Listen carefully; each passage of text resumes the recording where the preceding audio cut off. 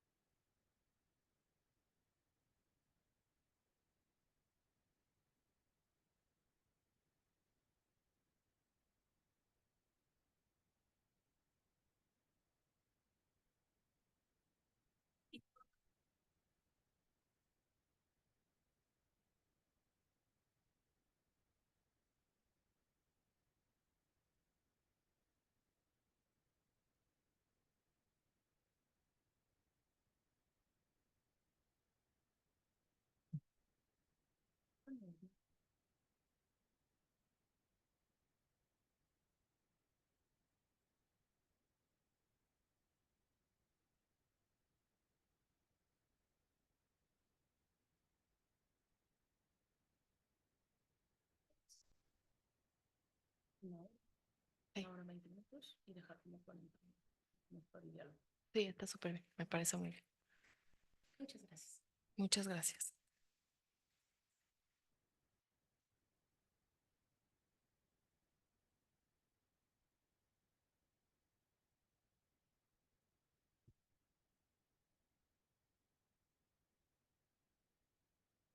En todas las tres y para atrás para que se Perfecto. vea.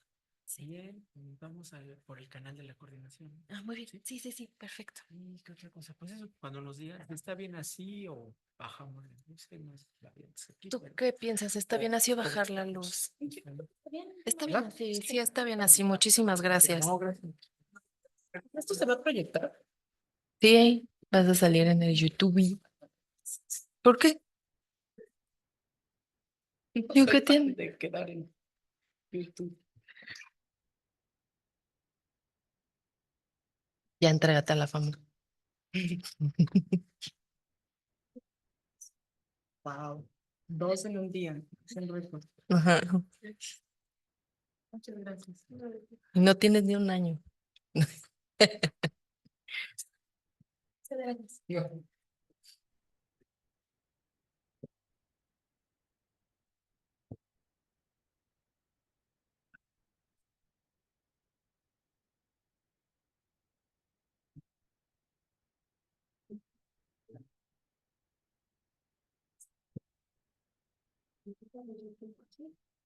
Sí, yo creo que sí. Sí.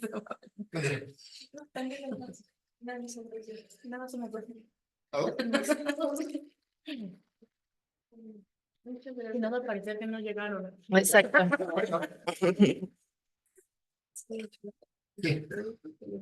Muchísimas gracias. ¿Les dejo dos jarras? Dos mejor. Si no, porque se te da sed. Muchísimas gracias. Buenas tardes, bienvenidas a todas a la segunda sesión de este seminario que se llama Escritoras Migrantes, Género e Islam. Es nuestra segunda sesión. Y bueno, pues me presento para quienes no me conocen. Yo soy la maestra Alejandra Tapia. Yo soy editora en el Centro de Investigaciones de Género de la UNAM y también soy coordinadora académica de la Cátedra Extraordinaria Fátima Mernissi de la UNAM. Este seminario naturalmente se inscribe en el marco de la cátedra y hoy vamos a tener la exposición de la maestra Sitzik Janik Rojas Torres. Y les voy a platicar un poco de quién es la maestra Rojas y por qué nos acompaña el día de hoy aquí. Ella es egresada de la licenciatura y la maestría en filosofía de la UNAM. Ha estudiado lingüística, literatura y traducción, tanto en México como en el extranjero. Destacan en sus estudios una estancia en la Universidad de Ankara como becaria internacional del programa Yunus Emre para estudios de lengua y cultura otorgada por el gobierno turco y una estancia de investigación en el Departamento de Estudios Árabes de la Sorbona Nueva París 3. Sus áreas de interés son el pensamiento decolonial y poscolonial enfocado en la filosofía islámica, género y feminismos islámicos, así como la divulgación y la metodología de las humanidades desde una perspectiva de género no eurocéntrica e incluyente. Cuenta con diversas publicaciones sobre Islam, género y feminismos islámicos, tanto en México como en el extranjero. Forma parte de la colectiva de divulgación de la filosofía, la filosofería, y del Seminario Crítico de Divulgación de la Filosofía. Actualmente es académica de tiempo completo en el Instituto de Investigaciones Estéticas de la UNAM, profesora definitiva en la Facultad de Música y de asignatura en la Facultad de Filosofía y Letras de la UNAM, donde imparte un curso en la UNAM especializado en Islam y género desde una perspectiva decolonial.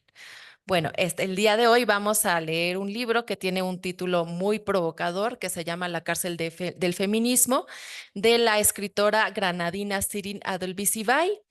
Y bueno, Sitsi Hanik nos va a ayudar a navegar por una lectura que quizá a ustedes se les antojó compleja o quizá no, ya nos contarán. Y ella nos hablará de los detalles, de cómo leer, de cómo introducirnos a este libro tan interesante y tan provocador y que ha llamado la atención también en los estudios feministas y de género de los últimos años. Sitsi, tienes la palabra. Bueno, muchas gracias. Em, el libro La cárcel del feminismo de Shirin Abdel-Bizibay es una obra verdaderamente compleja que requiere para acercarnos a ella un montón de herramientas teóricas, pero que también, sobre todo en sus inicios, cuando nos acercamos a la obra, da por hecho o está dirigida para un cierto lector que va a tener algunos conocimientos o no algunos conocimientos básicos sobre el Islam. Se presenta entonces como una obra que no es del todo pues para el público en general, sino que requiere de nosotros ciertas herramientas y cierto esfuerzo para una exégesis apropiada. Lo que yo planteo acá hacer realmente, primero es problematizar los fundamentos teóricos que necesitamos para leer esta obra. Claramente es una obra muy larga, muy compleja y muy rica como para abordar completamente.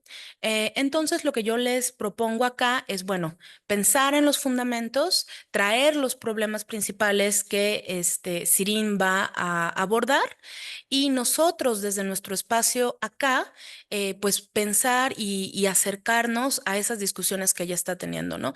La idea sería que después de esta pequeña charla, pues ustedes puedan volver al libro y tener algunas otras herramientas para comprender hacia dónde está llevando ella la discusión, ¿no?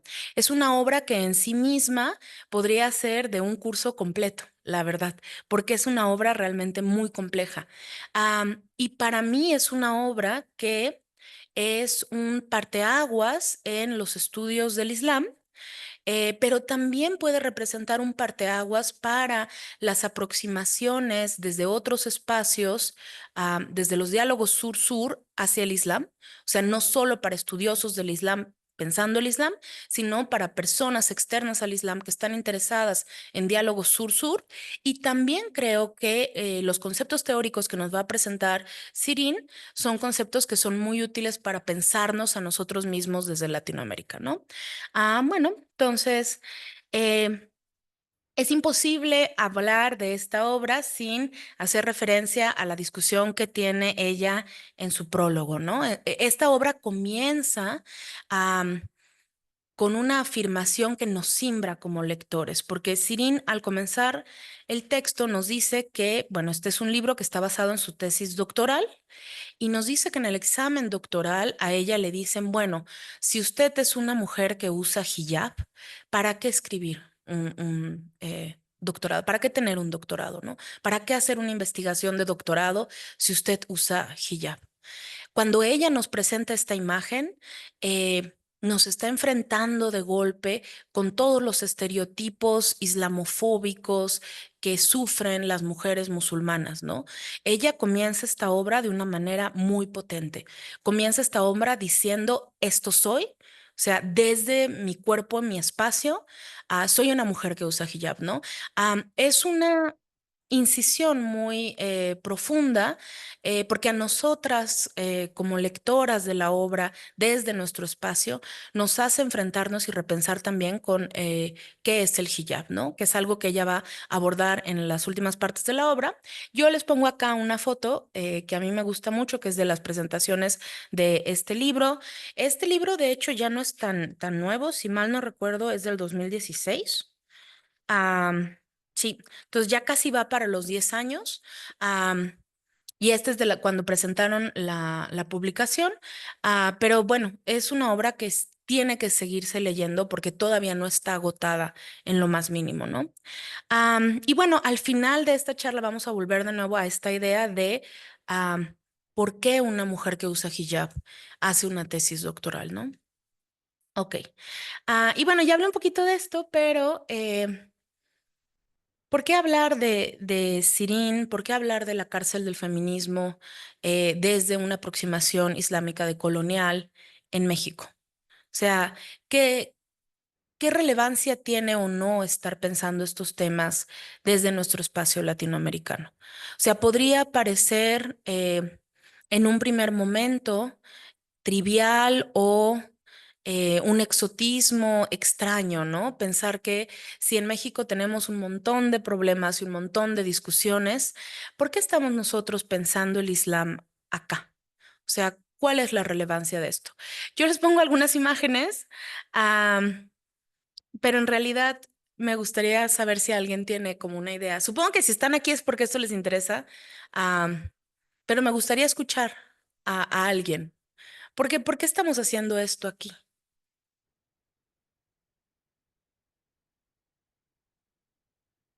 Cuando Sirin escribió esto, ¿escribía para nosotros? Esa es otra forma de plantear la pregunta. Sí,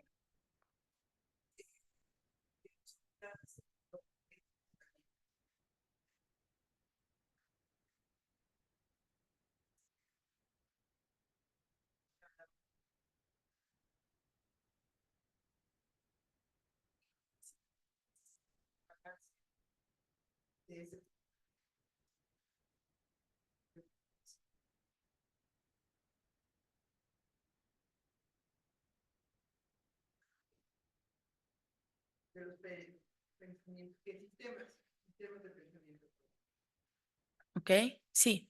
Creo que esa es una de las primeras, respuestas. ¿Alguien se le ocurre alguna otra cosa? Justo porque la idea es un poco que esto es un seminario, que no es como una conferencia, aunque nos hayamos puesto así, Ujú. pero la idea justamente es dialogar sobre sus lecturas. ¿Alguien se le ocurrió algo más que pueda complementar? Lo que nos comentaba, ¿cómo te llamas? Cecilia. Cecilia. Ajá. Ok. Justamente también veo esta relación entre estos procesos que existen del querer apropiarse del cuerpo de los demás y no solamente pues de una manera directa hacia nosotras las mujeres, sino por medios económicos e incluso pues a través de los sistemas políticos, ¿no? E incluso también perpetuar esta idea de que existe, de que todo sistema existe porque así debe ser, e implantar estas ideas en los nuevos mundos que, bueno, así se les consideraba, ¿no? Los nuevos mundos que vienen a conquistar y que pues estas prácticas siguen perpetuándose hasta el día de hoy. Claro, ok. Sí. Muchas gracias. Y por acá creo que tienen otro comentario. ¿Y si pueden decir su nombre, por favor? Sí. Hola, yo me llamo Ilse y creo que también una cosa que a mí me importa mucho al estudiar el Islam es ir como deshaciendo los prejuicios que yo misma tengo y que veo que están muy esparcidos en la sociedad, ¿no? Como todo lo que alimenta la islamofobia, que después puede volverse violencia y así. Yo creo que es como un afán de entender al otro, ¿no? Bueno, más bien a la otra, en este caso. Ok, súper. Bueno, creo que sí, o sea, estos tres espacios tienen que ver con el respeto y el reconocimiento de la alteridad que pase por un diálogo sur-sur.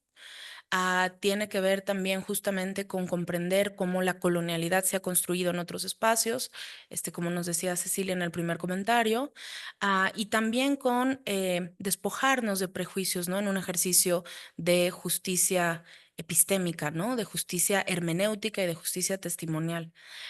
Yo agregaría a esto que bien nos comentan ustedes, agregaría también dos aspectos, y el primero sería la visibilización de nuestros vínculos culturales con otros espacios que han sido históricamente borrados, ¿no? O sea, pensamos estos espacios de tierras del Islam, de territorios del Islam, como espacios que nos son completamente ajenos, cuando en realidad compartimos muchos vínculos desde muchos espacios distintos, ¿no? O sea, y de esto ahorita vamos a adentrarnos más en esto, pero Sirin justamente va a hablar del epistemicidio, ¿no? O sea, va a hablar de cómo se han ido invisibilizando y borrando sistemáticamente aportaciones culturales, aportaciones científicas, históricas de estas comunidades en los territorios del Islam. Y cómo entonces a partir de este borramiento nos parecen muy ajenas cuando en realidad no lo son, ¿no? Y yo les pongo acá una foto de un kebab. Porque justamente parece que es un referente. En una de las primeras clases que yo doy en la Facultad de Filosofía, esta es una imagen que yo utilizo, porque este es un referente que nos es inmediato en la vida cotidiana, en el gusto, en el cuerpo, en las culturas y en las celebraciones nuestras, y que sin embargo tiene un origen en los territorios del Islam, ¿no? Pero que nosotros no comprendemos ya ese vínculo, porque justamente parte de cómo se articula la colonialidad tiene que ver con pues el borramiento de estos vínculos y la enajenación del otro, ¿no? Y bueno, este es un kebab, ahí ven los jitomatitos arriba, que no es una piña, pero acá nosotros en México pensaríamos más bien como en tacos al pastor, ¿no? Y cómo podemos encontrar ahí, de hecho, vínculos históricos que nos demuestran que ese otro que parece tan ajeno no lo es. Y otro espacio que yo pensaría de relevancia de estos diálogos entre Latinoamérica y los territorios del Islam, pues tiene que ver justamente con que pareciera que el Islam está teniendo como una vuelta de tuerca en sus interpretaciones, en donde se nos presenta como un espacio de resistencia espiritual, ¿no? No es el tema de esta discusión, por lo que acá no lo vamos a tratar más a fondo, pero sí hay un movimiento global de acercarse al Islam como un espacio de espiritualidad que se presenta como resistencia a el catolicismo, cristianismo entendido dentro de un sistema de la modernidad colonialidad, ¿no? Esto pues es debatible en muchos sentidos, pero lo que sí podemos decir es que como religiosidad el Islam está cada vez más cerca de nosotros, y tener herramientas para comprenderlo e interpretarlo, pues justamente son también herramientas de resistencia, ¿no? Entonces, bueno, esto ante la pregunta de por qué estamos leyendo acá este libro, ¿no? Am, ok, bueno, como gran parte de la apuesta de lo que nos va a traer Sirin está de hecho sistematizado en el primer capítulo. El primer capítulo es un capítulo, no sé cómo lo sintieron ustedes, pero es un capítulo denso, ¿no? O sea, requiere un montón de herramientas, y yo quería como en este ejercicio pues del seminario, que es realmente un ejercicio de lectura colectiva, pues sentarnos un poquito a pensar algunos de los conceptos de manera como muy amplia, más bien como herramientas prácticas para ir entendiendo cuál es la propuesta que nos tiene Sirin en su libro, ¿no? Entonces, creo que una de las cosas muy importantes que Sirin va a discutir tiene que ver con la diferencia entre el colonialismo y la colonialidad, ¿no? La dimensión teórica que ya donde está planteando su propuesta ontológica, está en la colonialidad, ¿no? Entonces, es bien importante que distingamos entre el colonialismo como ese proceso histórico de dominio político que garantiza la explotación económica, Y la colonialidad más bien como las condiciones de pensamiento que persisten incluso después del colonialismo, ¿no? O sea, la naturalización de jerarquías ontológicas. La colonialidad es finalmente una estructura de la realidad. Y eso va a ser bien importante porque el concepto que, bueno, uno de los conceptos centrales en los que va a innovar Sirin y que va a ser muy importante también para nosotros desde Latinoamérica, pues va a ser el de la cárcel epistémico-existencial, y es una cárcel existencial justamente porque está planteándose en el plano de la existencia, ¿no? En dónde existimos como individuos y como colectividades. Am, Hay que pensar entonces que la colonialidad es la estructura del sistema mundo moderno que va a jerarquizar subjetividades, conocimientos, lugares y humanos de acuerdo con un modo de producción y distribución de la riqueza, ¿no? La colonialidad eh, va a tener esta característica de generar una interpretación del mundo dicotómica, ¿no? O sea, va a ser lo moderno frente a lo salvaje, lo civilizado frente a lo incivilizado, lo que se debe de gobernar frente a los que gobiernan, etcétera, etcétera, ¿no? O sea, lo racional frente a lo irracional.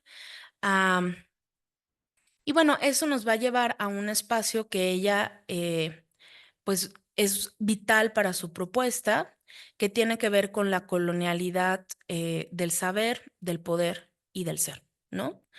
La colonialidad, nosotros distinguimos en la colonialidad de esta manera de una forma metodológica. No es que en realidad podamos distinguir las diferentes etapas y momentos de cada uno, sino que se dan en un mismo momento. Pero podemos de alguna manera como comprender cómo estas facetas se articulan si lo pensamos así. Esto va a ser relevante porque pues retoman distintos aspectos pues de la existencia de los fenómenos humanos, ¿no?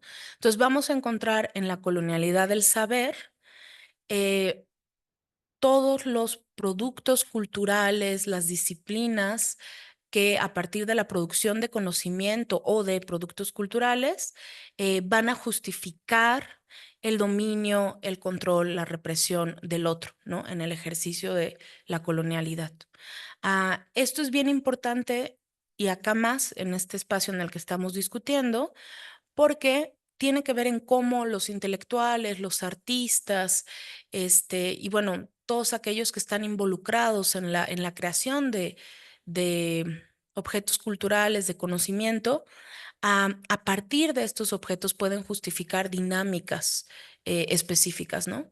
Entonces, acá ella no lo debate tanto, porque de hecho, si se dan cuenta, el primer capítulo es como súper denso, súper tejido, pero de lo que se está hablando es cómo la literatura de viajes, la pintura orientalista, la fotografía, el cine, o sea, todo eso que nosotros a veces llegamos a pensar como inocuo o como simplemente arte en sí mismo, pues en realidad tiene una dimensión política que va a tener efectos económicos, sociales, culturales, etcétera, etcétera, ¿no?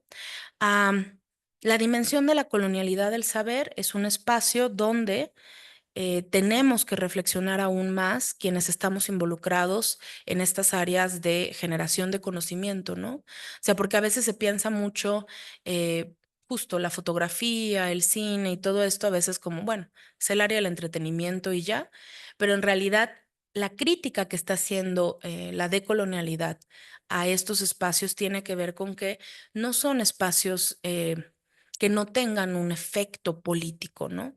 Entonces, todo lo que se genera alrededor de, y en este caso en específico, de cómo se conceptualizan los territorios del Islam, cómo se conceptualiza el Islam, a las musulmanas, a los musulmanes, su espiritualidad, etcétera, etcétera, pues nos va a justificar o no prácticas políticas y económicas, ¿no? Y bueno, es imposible hablar de esto hoy en día sin pensar, por ejemplo, todo lo que está pasando con el genocidio en Palestina, ¿no? O sea, que se llegue a un momento en el que es posible ese terror y ese horror humano, solo es posible sobre los hombros o sobre la construcción de un montón de discursos, narrativas, productos visuales, cine, literatura, que justifican ese tipo de acciones, ¿no? Y entonces, bueno, es una de las dimensiones más importantes, eh, por lo menos, no sé si más importante, pero al menos que a veces es muy invisibilizada, ¿no? A veces decimos como, bueno, pues es solo una película, ¿no? O es solo un comentario, es una broma, pero en realidad todo eso se está jugando ahí en la colonialidad del saber. La colonialidad del poder, bueno, como su nombre lo indica, tiene que ver ya con las prácticas específicas, materiales de ejercicio del poder, ¿no? Entonces, ¿cómo se ejerce el poder ya en la práctica, ¿no? Y entonces estamos hablando pues de dimensiones económicas, militares, de gobierno, que van a concretizar este dominio. Y bueno, una va con la otra, ¿no? O sea, eso es bien importante. No se puede dar la colonialidad del poder sin que esté sobre el fundamento de la colonialidad del saber. Y finalmente, la colonialidad del ser, que va a ser el gran enclave en el que Sirin va a fundamentar la cárcel epistémico-existencial, pues tiene que ver con cómo se genera una estructura artificial de la identidad, ¿no?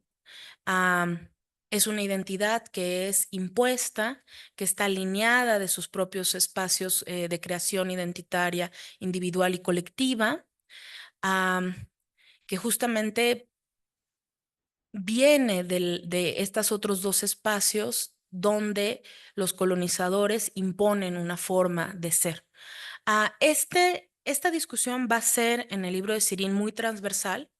Acá estoy hablando del primer capítulo, pero si ustedes llegaron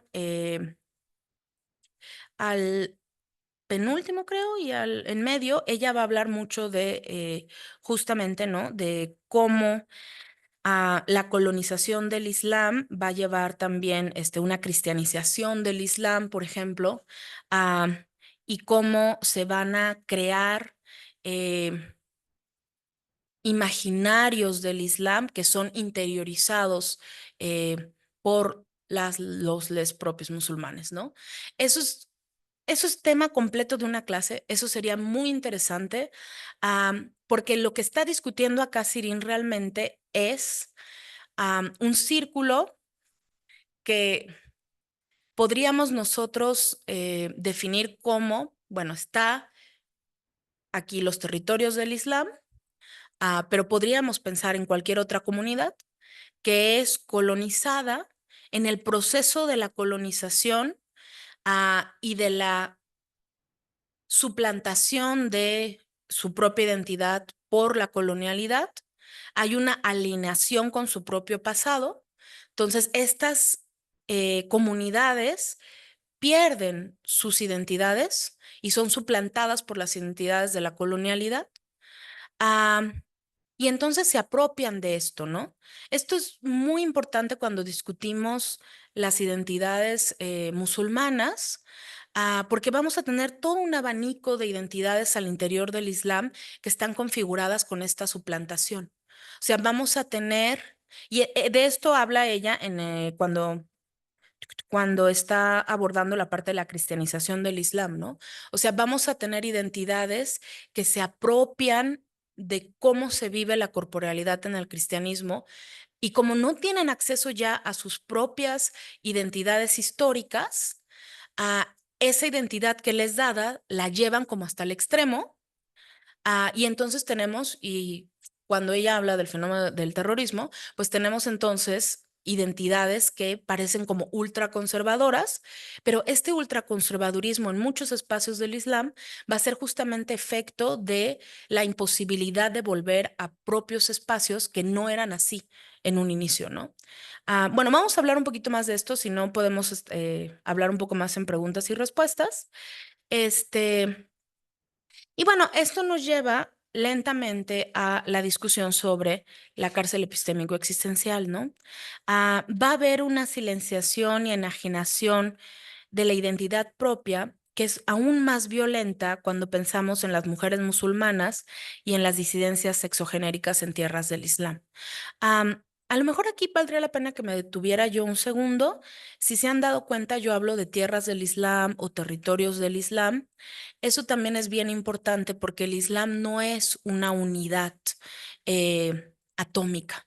O sea, no hay un Islam. Desconfíen de quien hable de el Islam. Porque no hay un Islam. ¿De qué Islam estaríamos hablando, no? O sea, de hecho, esa es otra discusión que trae acá Sirin, sobre todo cuando discute con Fátima Mernissi y con Lasman Barrett, pero hay que tener mucho cuidado cuando pensamos en el Islam. Hay que tener mucho cuidado de en qué Islam estamos pensando. O sea, podemos tener incluso hablar de periodo preislámico y prácticas preislámicas que permearon al Islam. Podemos hablar de los primeros siglos del Islam. Podemos hablar del periodo clásico del Islam hasta el siglo XIV. Podemos hablar del Islam moderno. O sea, fíjense que hay como, o sea, si hablamos como temporalmente, es una línea súper, súper larga, pero de ahí podemos todavía desdoblarnos a hablar de los islams territorializados, ¿no? O sea, no es el mismo islam de el Magreb, el islam turco, el islam otomano, el islam iraní, el islam árabe o los islams en la diáspora, ¿no? Que también son fenómenos que existen. Entonces, bueno, ese es un pequeño paréntesis, pero es bien importante que en cualquier momento que pensemos Islam, pensemos un Islam contextualizado, histórica, cultural, lingüísticamente incluso, ¿no? Am, y bueno, lo que nos está diciendo acá Sirin es que desde Occidente se ha pensado al mundo islámico encerrado en la cárcel epistemológica, epistémico-existencial, ¿no? Y esta cárcel es aún más recrudecida cuando estamos pensando en las mujeres y en las disidencias. Acá Sirin no se va a detener tanto en las disidencias, pero si a alguien le interesa, el trabajo que ella hace también va a ser bien importante cuando estamos pensando en pues las comunidades queer en tierras del Islam, ¿no?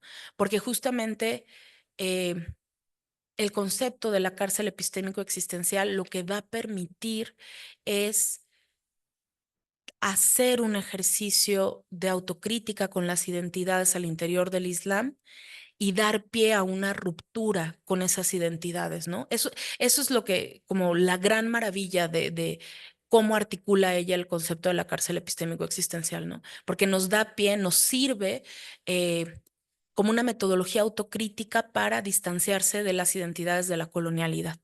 Y eso puede servir tanto a mujeres que están en discusión con las luchas emancipatorias en el Islam, pero también nos puede servir para las comunidades queer, ¿no? Que es algo que ella no trata, pero bueno, yo les dejo ahí la nota, ¿no?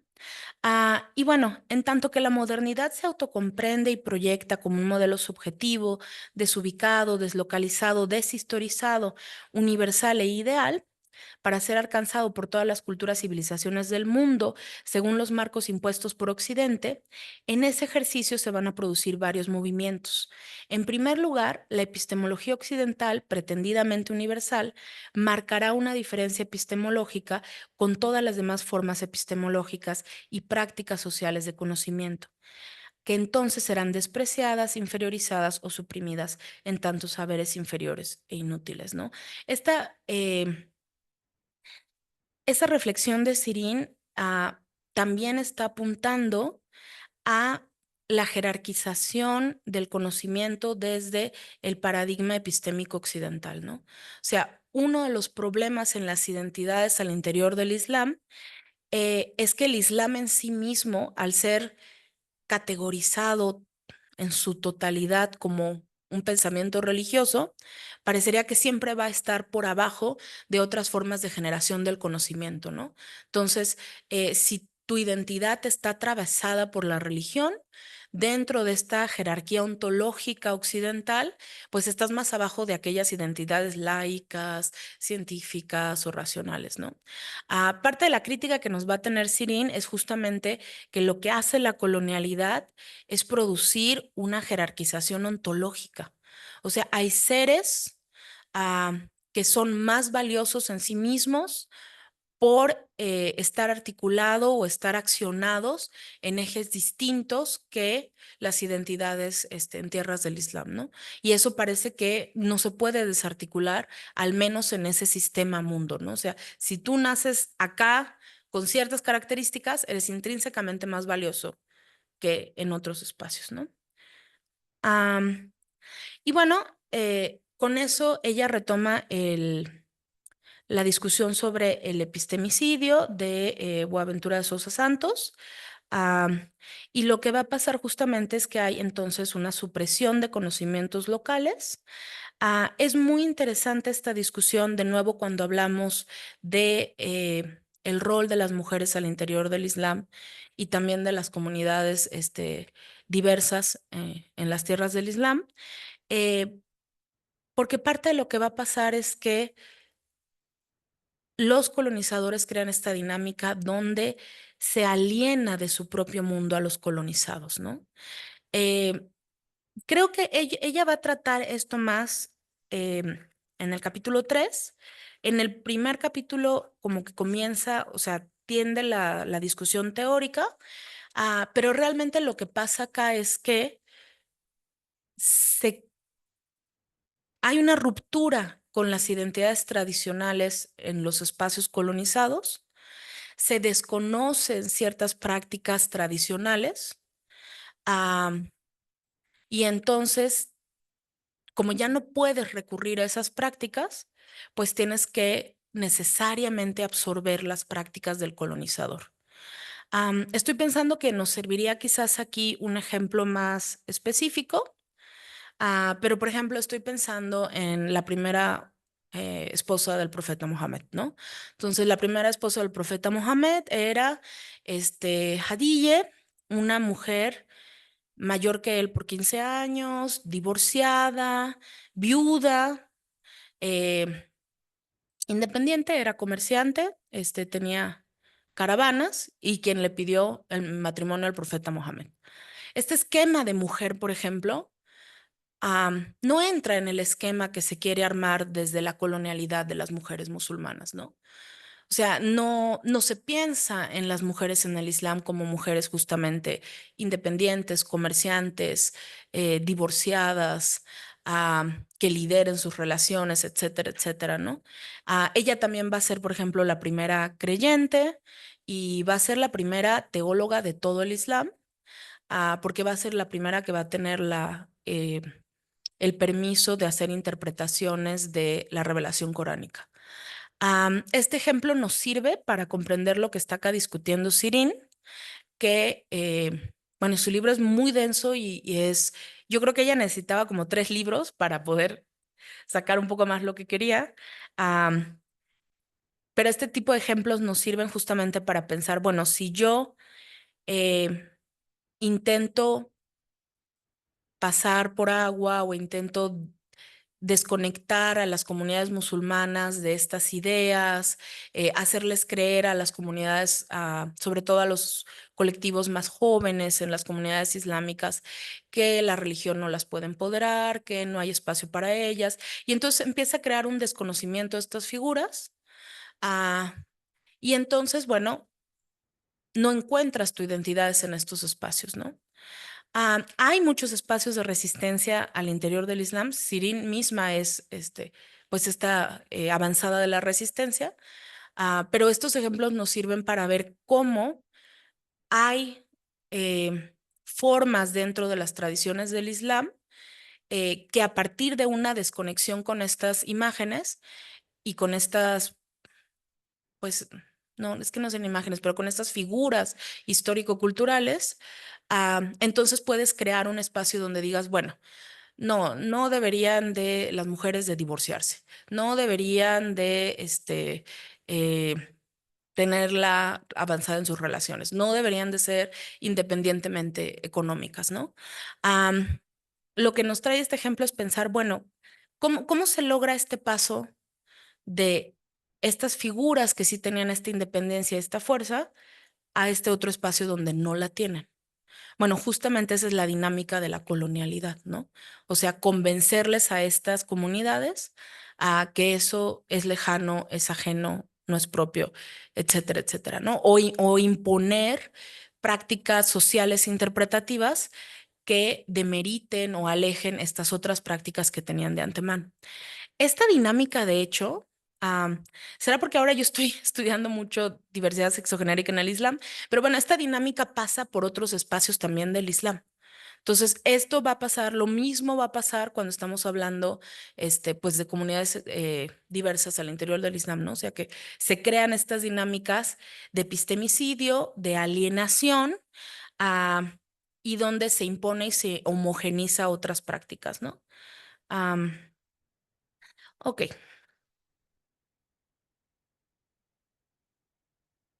Y entonces se imponen justamente otro tipo de saberes, otro tipo de culturas,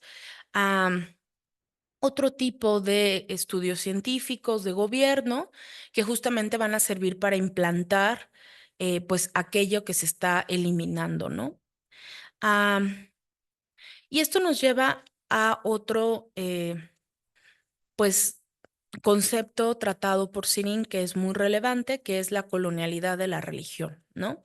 La colonialidad ha despojado de los esfuerzos identitarios en torno a temas de género dentro de las distintas interpretaciones del Islam para reivindicar la voz de los musulmanes que, dentro de sus contextos y herramientas, descolonizan al Islam. ¿Qué pasa acá?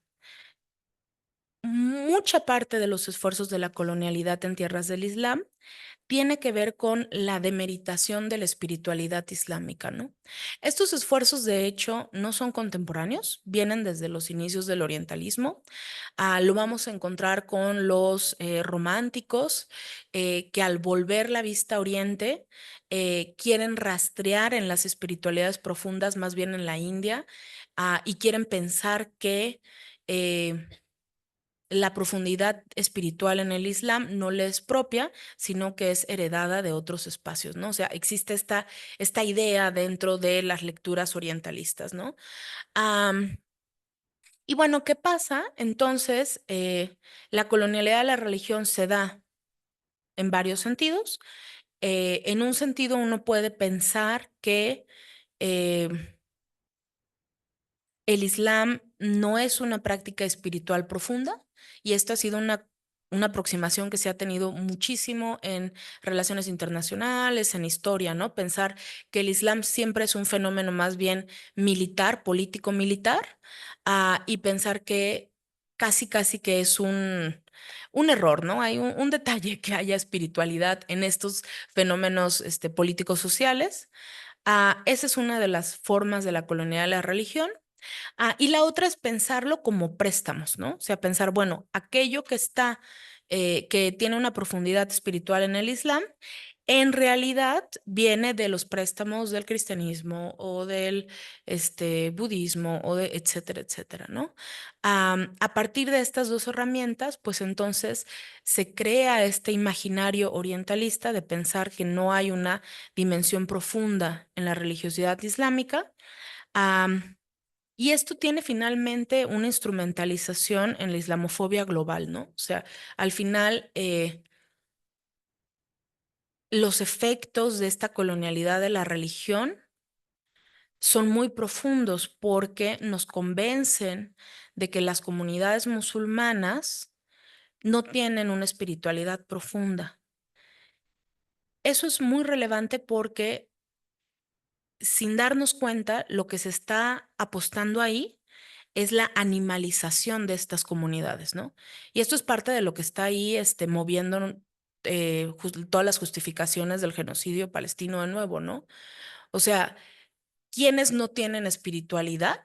Como dentro del paradigma modernidad capitalista, los animales, ¿no? O sea, ¿quiénes no tienen Espiritualidad, los autómatas, las máquinas, los animales pensados en este sentido mecánico, de la ilustración, ¿no? Y entonces cuando uno niega la espiritualidad profunda a estas comunidades, pues no es solo que esté ahí de juego la espiritualidad, ¿no? Está de juego su animalización, está de juego pensar que lo que nos caracteriza como seres humanos, pues es nuestra capacidad de la espiritualidad, ¿no? Entonces, por eso ese aspecto de la crítica de Sirin es muy importante. Am, y bueno, Sirin no se mete en esto, pero esto es algo que yo siempre discuto cuando hablo de Islam. Y tiene que ver con que justamente Sirin da por hecho muchas cosas cuando nos presenta este libro, ¿no? O sea, Sirin, de hecho, cuando empieza en la última parte del libro a hablar de la discusión de Fátima con el hijab, de las lecturas de eh, pues sí, como la liberación de la mujer y las lecturas del Corán, etcétera, etcétera. Lo que ella está dando un poco ya por hecho es un conocimiento de un montón de tradición en el Islam que necesitas tener para comprender hacia dónde va esa discusión.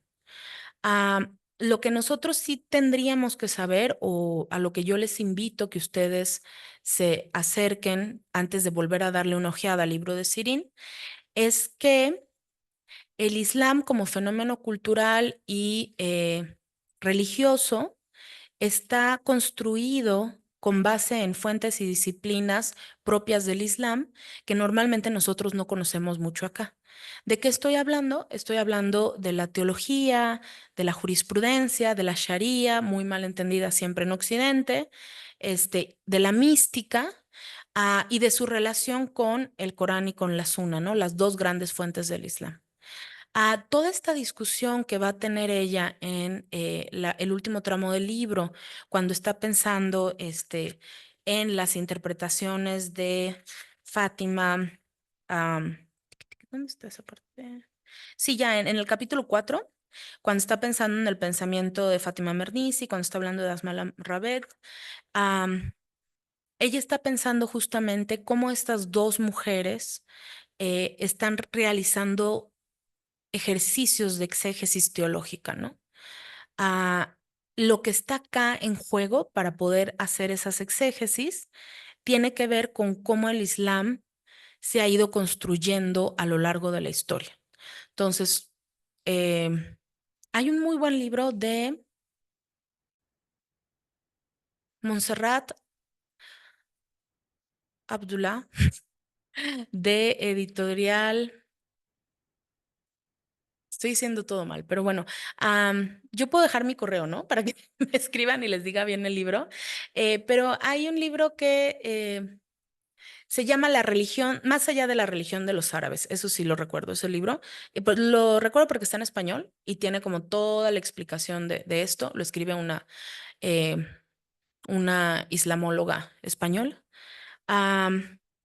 Y bueno, esta discusión que ella nos va a traer, o sea, de hecho, al final de la presentación, lo que tenemos que discutir acá es la parte con la que ella cierra el libro, o sea, ¿por qué es la cárcel del feminismo? Quisiera que llegáramos hasta allá. Pero lo que ella sí nos está diciendo es, bueno,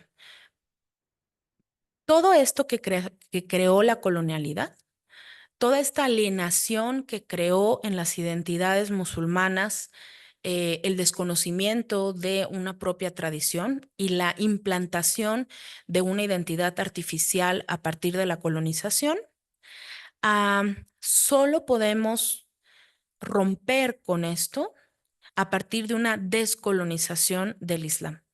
Esta descolonización del Islam tiene que venir desde el interior de les musulmanes y tiene que venir con una eh, vuelta, una interpretación novedosa, una vuelta a un origen, en un sentido vital hacia esas tradiciones que han construido el Islam. Y ella entonces está dando por hecho, no lo discute acá, pero se sobreentiende para quienes saben del tema, que está pensando en cómo las comunidades musulmanas han interpretado el Corán, cómo han construido y cómo se han relacionado con la Sunna. La Sunna es el conjunto de anécdotas sobre la vida del profeta y la Sahaba, los primeros creyentes, y a veces el Salaf, que son las primeras 3 generaciones de creyentes. Entonces, hay al interior del Islam un montón de discusiones que van a tener al final un correlato o un efecto directo en la vida de las comunidades musulmanas, ¿no? Toda la discusión que ella tiene con Fátima Mernissi, por ejemplo, Fátima Mernissi discute muchísimo aquí en el contexto de la cátedra, ¿verdad? Ya, check, hablamos de Fátima Mernissi. Pero Fátima Mernissi, mucho de lo que va a hacer justamente es trabajo con la Sunna. O sea, ella lo que va a hacer es volver a estos relatos de la vida del profeta Mohammed y repensar cómo se está ahí articulando el género en esos espacios. Una cosa que yo repito hasta el cansancio, y si me han escuchado en otros espacios, parezco ya disco rayado, pero otra cosa que hay que entender cuando las musulmanes se estudian a sí mismas tiene que ver con que a nosotros en Occidente nos interesa discutir el Islam contemporáneo, ¿no? Hablamos de los problemas en Palestina, hablamos de las discusiones del hijab en Francia, hablamos de lo que pasa hoy en día en tierras del Islam. Eso no les interesa a los musulmanes. O sea, sí, les interesa a una parte, pero cuando están hablando de su identidad está arraigada en el periodo clásico del Islam. O sea, lo que hay que discutir para la emancipación de la mujer no son las leyes contemporáneas o las interpretaciones contemporáneas sobre la mujer hoy en día. Lo que hay que discutir para la emancipación de la mujer, de acuerdo con la perspectiva de las comunidades musulmanas, es recomprender y reinterpretar cómo se dio el rol de la mujer en el primer periodo de la revelación coránica. O sea, una creyente musulmana va a volver a esos espacios. Por eso es tan importante, por eso Fátima Mernissi volvía la cabeza a este periodo original del Islam, ¿no? A pensar en cuáles son las anécdotas de la vida del profeta, cómo se trataba con mujeres en esos momentos, qué roles tenían. Por eso hay una revivificación de estas primeras mujeres del periodo de la revelación, ¿no? Por eso hablamos de la primera esposa del profeta Mohammed, por eso hablamos de su hija Fátima, de Aisha, o sea, porque la discusión está puesta, por decirlo de alguna manera, un poco sonsa, pero para entenderlo en nuestros términos, la discusión está puesta en este periodo mítico de el Islam, ¿no? O sea, no está puesta en un periodo contemporáneo. Y esa es mi primera gran discusión cuando pensamos en el Islam, porque queremos discutir cosas acá y entonces pareciera que volvemos a articular una colonialización del Islam. ¿Por qué yo voy a discutir cosas que ellos no discuten cuando discuten su identidad, no? Como que yo te vengo y te digo, no, pero tú quieres hablar de esto. Esto es de lo que vamos a hablar, ¿ok? Al final, sí hay un montón de gente que discute cosas contemporáneas, o sea, no es una cosa absoluta, pero al menos en el espacio de la identidad espiritual, el espacio de discusión es un espacio mítico, o sea, es un espacio del primer momento de la revelación. Y entonces ahí se nos vuelve muy relevante herramientas que no son muy ajenas en Occidente, que tendrían que ser herramientas de interpretación teológica, de mística, etcétera, etcétera. Y bueno, un poco como para ir cerrando y abrir ya acá la discusión,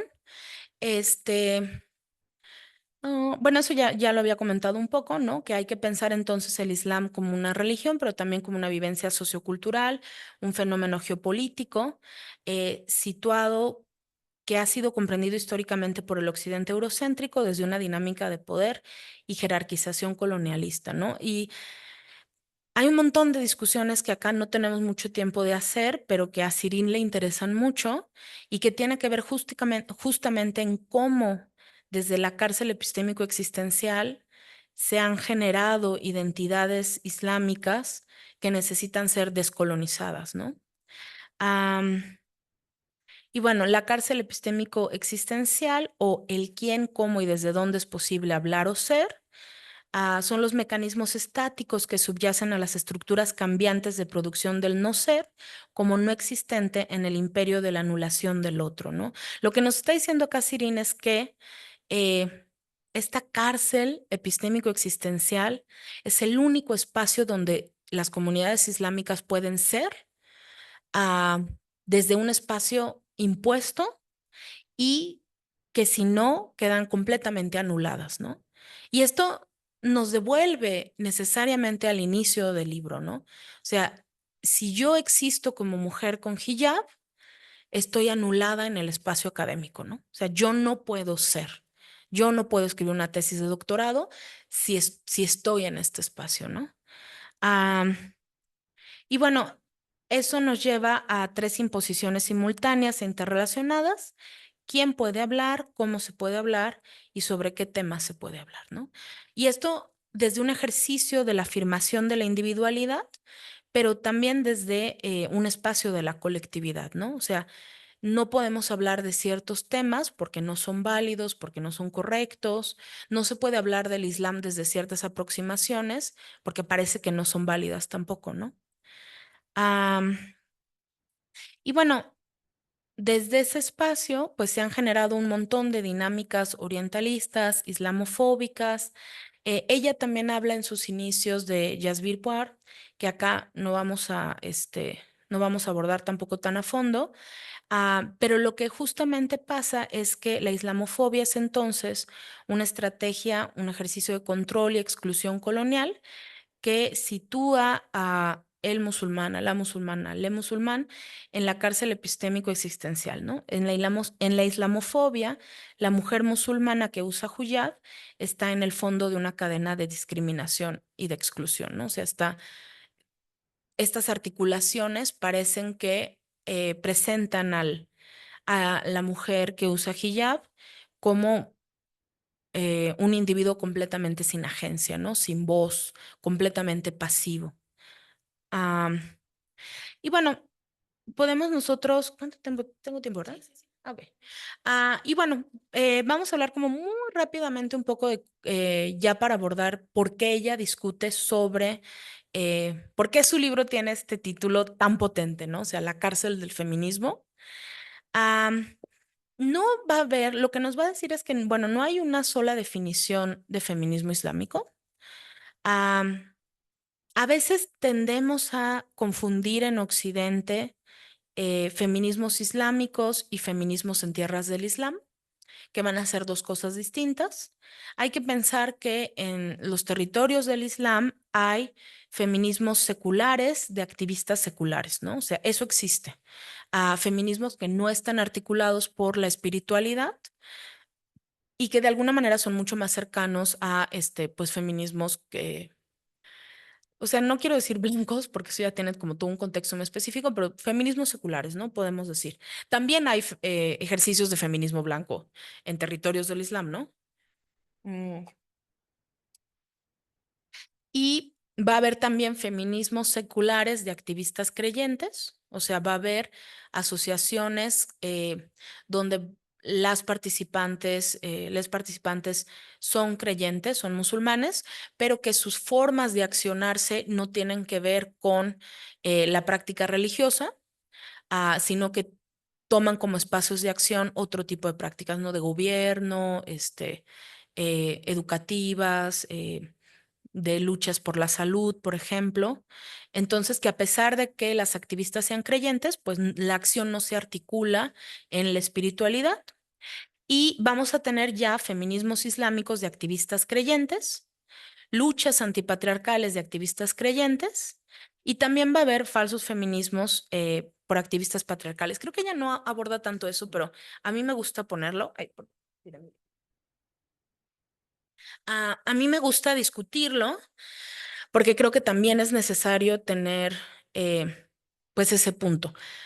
¿Qué quiero decir cuando hablamos con feminismos islámicos de activistas creyentes? Bueno, hay movimientos de personas musulmanas que van a intentar tener injerencia en su sociedad a partir de interpretaciones espirituales, ¿no? Y entonces, por ejemplo, todo esto que discutimos de Fátima Mernissi está un poco a caballo con esto, ¿no? Porque lo que se está discutiendo ahí se está discutiendo en términos de la Sunna, de la lectura del Corán y de cómo estos ejercicios de exégesis espiritual van a tener un correlato en la vida cotidiana de las comunidades musulmanas, ¿no? También hay luchas antipatriarcales que justamente van a alinearse con esta postura de pensar que el término feminismo en sí mismo tiene ya una connotación occidental muy específica, ¿no? Y que no se quieren alinear con el término de feminismo porque hereda ya una historia y una postura muy específica de Occidente, y que además, y creo que esta es la postura de Sirin. Sirin tiene también un artículo chiquito que se llama... Ay, bueno, yo doy todos los nombres mal, pero es un artículo sobre el hijab en Fátima Mernissi. O sea, que de hecho aborda mucho de lo que ella tiene acá, pero es como mucho más sucinto, me parece que es un poco más claro, bueno, en el sentido de que no aborda tantas cosas. Pero, por ejemplo, lo que ella va a mencionar es que eh, pareciera que al utilizar o al aceptar el término feminismo, se está también aceptando eh, una línea histórica, un desarrollo histórico donde las mujeres necesitan esta emancipación, o sea, donde se necesita que las mujeres realicen este tipo de esfuerzo social, cultural, ¿no? Y ella va a plantear que el Islam en sí mismo no parte de esta disparidad de género, ¿no? O sea, y esto tiene que ver con una línea, de hecho, con una interpretación teológica. No tiene que ver con una discusión histórica. Y esto creo que nos cuesta un poco de trabajo pensarlo acá en Occidente, porque decimos, bueno, históricamente podemos ver cómo la mujer ha estado en situaciones pero lo que se está discutiendo acá es, bueno, sí, esos son fenómenos históricos, pero si hacemos una interpretación teológica en estos términos, podemos comprender que no hay esta disparidad, ¿no? Am, y esa es una discusión muy interesante, tiene que ver con el principio de la unidad del ser en el Islam, que no vamos a tener acá porque es muy larga, pero bueno, la postura es que en realidad, pues estas interpretaciones patriarcales del Islam son accidentes históricos, ¿no? Am, y bueno, estas luchas antipatriarcales no se van a asumir feministas justamente por esto, ¿no? O sea, porque el feminismo ya tiene toda una historia, porque hay un malentendido. De hecho, de nuevo, nombrando a Fátima Mernissi, por ejemplo, ella no se pensaba a sí misma feminista. Ella pensaba como una luchadora antipatriarcal, pero jamás se asumió como feminista. Aunque quizás Fátima Mernissi podría responder a la Juan Gabriel, ¿no? Lo que se ve no se pregunta, pero, o sea, en sí misma ella no se pensaba así. Am, y bueno, en el último punto, que igual nada más para mencionarlo, es que también hay que pensar en falsos feminismos por activistas patriarcales o activistas creyentes, ¿no? O sea, también el feminismo puede tener una lectura eh, donde está siendo como instrumentalizado para fines que en realidad no son emancipatorios para la mujer, ¿no? Y que esto está más bien centrado en intereses políticos, económicos, ¿no? Entonces, o sea, y es, por ejemplo, cuando pensamos en estas discusiones en términos como de superioridad de una comunidad sobre otra, o sea, a veces se crea esta falsa idea de que por ciertas prácticas culturales soy superior a otra comunidad, ¿no? Y entonces a veces hay estas discusiones entre feministas occidentales y estos como falsos feminismos patriarcales en el Islam de decir, no, es que las mujeres en Occidente solo usan bikini y están siendo controladas, ¿no? A mí me cuidan porque me cubren. O sea, este tipo de discursos que son una instrumentalización patriarcal, pues también existen, ¿no? Y a veces se les quiere poner también una cierta etiqueta de feminismo. Y por eso también ella es como muy crítica de esto, ¿no? O sea, el término feminismo en sí ya está muy cargado en muchos sentidos, ¿no? Am, Y bueno, yo acá nada más hacía unas menciones históricas de que cómo podemos localizar pues el término de feminismo en el Islam. Am, o sea, en un inicio se ha usado desde 1920 en Egipto con la traducción al árabe Nisaiya, mientras que el término feminismo islámico comenzó a usarse más bien en los 90. Lo que sí hay que pensar es que, bueno, en primera hay un llamado a el respeto de aquellos movimientos que no se quieran denominar feministas, ¿no? O sea, solemos en Occidente decir, ah, eres feminista y ya, pero hay como toda una gama de autodenominaciones, ¿no? Y lo que sí hay que afirmar es que tienen que ser localizados geográfica, histórica, social y culturalmente, ¿no? Am, y bueno, o sea, un poquito como tratamos muchos temas del libro, muchas notas aquí por acá. Me gustaría más bien como escucharles, discutir de cosas más aterrizadas. Y entonces, un poco en términos de conclusiones, pues los esfuerzos emancipatorios islámicos forman parte de un esfuerzo común para pensar otros feminismos periféricos. Am, También sirven como un bastión más de apoyo en la construcción de sujetos descolonizados y potencializar el diálogo sur-sur. Eh, y bueno, el último punto ya lo habíamos hablado un poco, ¿no? Que discutir los feminismos islámicos en un contexto latinoamericano nos permite apoyar a la visibilización de los discursos de las mujeres musulmanas, comprender su resistencia frente a los nuevos colonialismos ideológicos y cuestionarnos sobre cómo el colonialismo afecta nuestra visión y diálogo con otras periferias. Y bueno, esto ya lo dijimos, ¿no? O sea, finalmente el feminismo entendido en términos occidentales pareciera ser un instrumento más de la cárcel epistémico existencial, ¿no? Donde si no existes en los términos de un feminismo occidental, no puedes afirmarte, ¿no? No puedes exigirte. Y de nuevo es esta imagen de la mujer con hijab, ¿no? O sea, en este feminismo no hay espacio para una mujer con hijab, ¿no? Porque no es emancipatorio en términos occidentales el hijab. Y entonces en ese sentido se vuelve una cárcel. Yo les traía unas imágenes llanadas de cierre, pero un poco como de recordarnos justamente, pues este juego entre las imágenes. Había una animación, no salió, pero bueno. am, Como justamente hay como esta idea de la identidad de la mujer, ¿no? O sea, uno se le permite existir a la Perry Cleopatra, y otra no se le permite existir, ¿no? O sea, como desde Occidente estas identidades han sido absorbidas. Am, y ya nada más como para cerrar justamente con esta otra imagen de una mujer musulmana, eh, pues es esto, ¿no? O sea, la cárcel epistémico existencial hace que Sherezada sea una mujer voluptuosa, semidesnuda, erotizada, sensualizada, ¿no?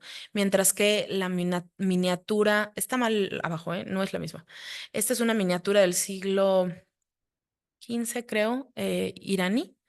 Am, y en esta miniatura, Sherezada es otra mujer, ¿no? O sea, Sherezada está en un pie de igualdad, en una discusión, ah, con un libro en las manos, ¿no?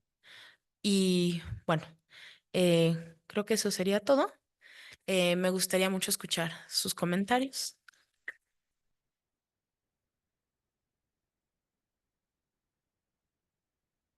Muchas gracias, Janik, por la exposición que nos diste de un libro tan complejo.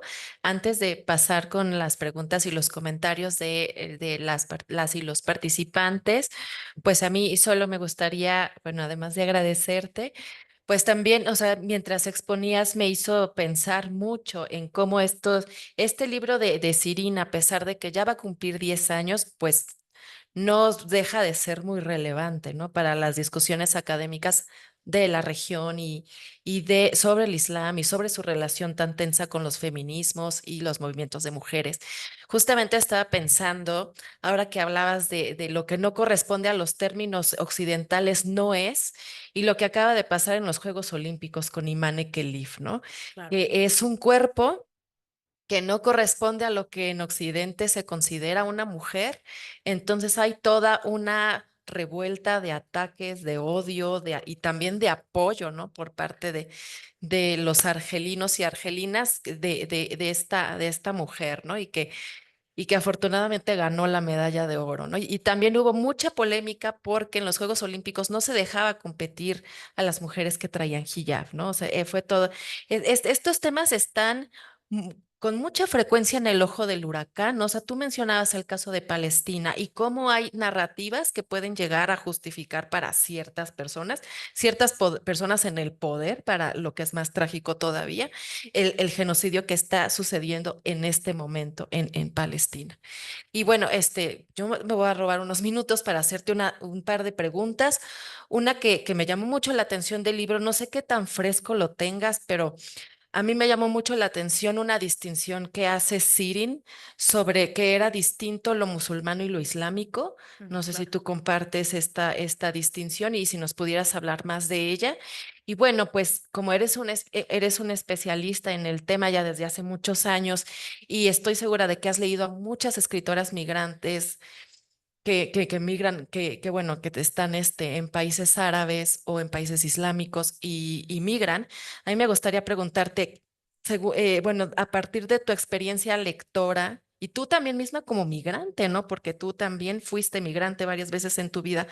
¿Qué se ve desde afuera, ¿no? Que una vez que se deja el terruño y donde está toda esta tradición, todo este origen, la religión, las costumbres árabes, la religión islámica, ¿qué se ve desde fuera? Y porque estamos hablando de que la autora que revisamos la sesión pasada, Najat El Achmi Sirin, y la que vamos a ver en la última sesión, Leila Slimani, están viendo cosas de lo que dejaron atrás. ¿Qué reflexiones puedes tener al respecto de lo que se ve desde fuera, lo que se ve desde Occidente? Gracias, Ale. Pues bueno, la discusión sobre musulmán e islámico, acá mando un saludo a mi adjunte Fer, que es con quien he tenido esta discusión un gran tiempo. Pero bueno, ella va a hablar, si mal no recuerdo, aquí ya lo identifiqué, ella habla de el feminismo islámico y cómo puede ser a veces entendido como oximorón. Y ella justamente está diciendo que son términos, o sea, que lo islámico en sí mismo ya es feminista. O sea, hay una parte de la discusión que tiene que ver con eso. Am, pero, bueno, no hay un consenso en general. Lo que habría que decir es que en términos muy claros, musulmán hace referencia a la espiritualidad y a la persona. Entonces, por ejemplo, no podríamos decir mundo musulmán, tendría que ser mundo islámico, porque en español el islámico es más bien como el adjetivo. Pero bueno, justamente cuando hablamos de lo musulmán es de el énfasis en la persona, en el ser humano, y el islámico pareciera pensarse más bien en términos de un adjetivo más general como objeto y mundo. Ahorita no tengo más en mente cómo discute más ella. Sí recuerdo que ella piensa mucho que decir feminismo islámico es un oxímoron porque ya el Islam en sí mismo implica las ideas emancipatorias de género. Y a lo mejor podemos agregar a esta discusión la discusión sobre islamista.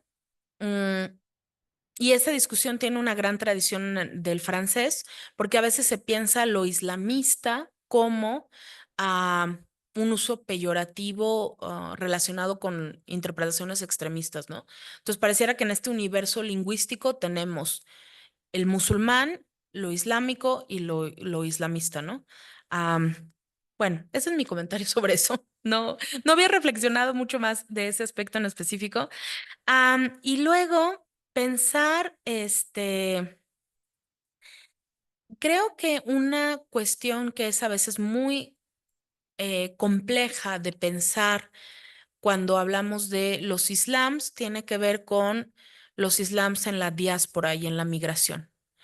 Am, Justamente nos devuelve a esta idea de que no hay un solo islam, ah, pero también pareciera que desde el espacio en el que uno esté, los ejercicios de resistencia, los diálogos, las identidades también cambian y mutan, ¿no?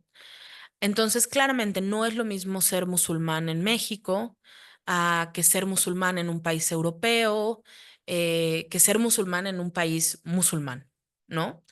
Am, y esto también es muy complicado porque cuando muchas de las discusiones que se llevan sobre feminismos islámicos y sobre todo cuando en las interpretaciones queer del Islam, por ejemplo, son discusiones que se dan en diásporas, ¿no?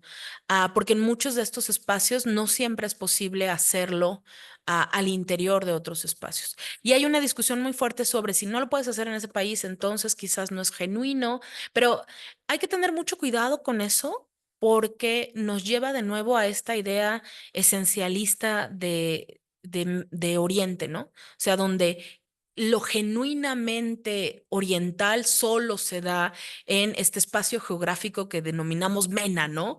Y entonces todo lo que está afuera, pero esos son ejercicios de nuevo como esencialistas, ¿no? De marcar territorialmente identidades que de hecho han sido históricamente fluidas. Eso por un lado. Y por otro lado que es muy interesante también pensar, y creo que vas a tener aquí a Hatsiri, ¿no? ¿O no? Sí, sí, sí. Porque Hatsiri trata mucho esos temas, pero es muy interesante pensar pues la espiritualidad islámica en Latinoamérica, ¿no? O sea que ese es como otro gran tema. Am, y bueno, retomando un poco lo que comentaba sobre las Olimpiadas. Es muy interesante que las mujeres de países musulmanes que eh, participan en las Olimpiadas podían usar hijab, pero las francesas que representaban a Francia no podían usar hijab. Entonces, finalmente, la lectura política que tenemos que dar de eso, ¿cuál es? Es que no hay francesas musulmanas, ¿no? O sea, eso es lo que, o sea, no hay eh, no podemos aceptar identidades musulmanas al interior de la identidad francesa, ¿no? O sea, puede haber identidades musulmanas en otros espacios que estén aquí por físicamente en el territorio francés, pero no son francesas y entonces no hay problema, ¿no? Si otros son musulmanes, pero los franceses no son musulmanes, ¿no? Y eso es muy violento, ¿no? O sea, es muy violento porque y además yo no sé cuánto tiempo Francia va a mantener la charada de fingir que al interior de su espacio son verdaderamente laicos, ¿no? O sea, es una cosa. Y yo no sé también, y creo que esto es parte de la crítica que tenemos que hacer justamente de la colonialidad del saber, desde un espacio de resistencia que tiene que comenzar a denunciar pues estos juegos de justificar ciertos ideales de razón, laicidad, etcétera, etcétera, que lo único que hacen son instrumentalizarse para la exclusión, a la represión y el dominio, ¿no? O sea, y esto justamente viene desde una dimensión cartesiana muy profunda, ¿no? O sea, nosotros, y bueno, yo soy de formación filósofa, y entonces desde la filosofía es como un espacio de crítica y resistencia muy fuerte porque hay que pensar, bueno, tenemos que dejar de enseñar, pienso, luego existo, sin contextualizarlo en una crítica donde puedo ser un montón de cosas antes de pensar y aún así existir, ¿no? Bueno, no sé, ahorita me va a caer el instituto al lado porque ahí es. Pero la idea finalmente es que sobre esto se articula un montón de prácticas políticas que están instrumentalizando la idea de la racionalidad para dominar a otros, ¿no? Y entonces de ahí salen todas estas reivindicaciones del cuerpo. Creo que ya me perdí, pero bueno, está bueno. Sí. Muchas Am, gracias. Sí, continúo. no, pues que me gustaría escuchar Sí. comentarios, dialogar, dudas, cosas, ideas. Sí.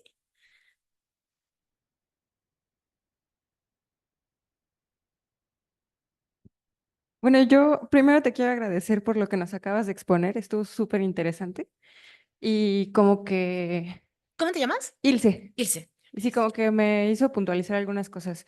Quiero hacer un comentario y una pregunta. Ujú. Mi comentario es sobre, no leí todo el libro, pero en la primera parte en la que va planteando como su marco teórico, me llamó mucho la atención que cita a muchos autores y autoras latinoamericanos en toda esta cuestión de la decolonialidad. Y eso me parece súper interesante porque justo tiene que ver con lo que nos mencionas del diálogo sur-sur, ¿no? Y, y yo había escuchado como algo de ello, sobre todo de María Lugones y así, pero la forma en la que ella lo pone en práctica y lo usa me pareció muy interesante. Y mi pregunta es justo sobre el tema que dijiste que no íbamos a discutir aquí, sobre esta cuestión de la unicidad de los seres y así. Sí.